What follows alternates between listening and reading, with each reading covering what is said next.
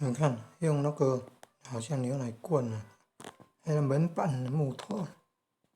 木块，嗯，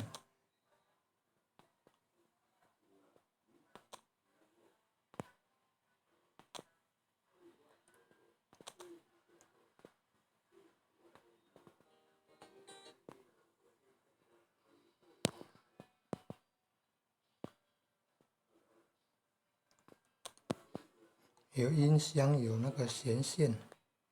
弦线固定用螺丝钉，转紧用螺丝起子，一线呢，然后要创造那个压弦的，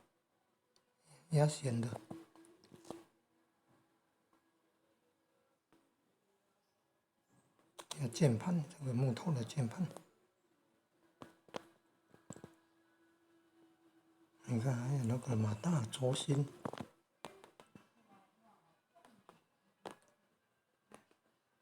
接那个滚动那个线呢，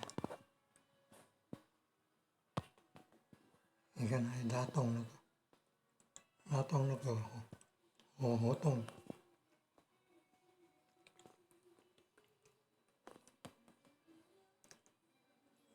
这马达的线要接到电池，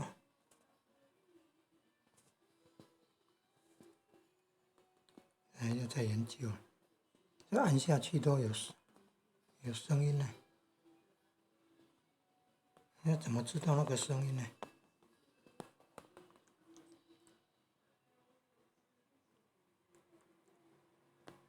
你看那个那个按键的做法，但是有没有等距离？要锯那个凹槽线，用锤子打下去，打进去固定，然后还要粘住粘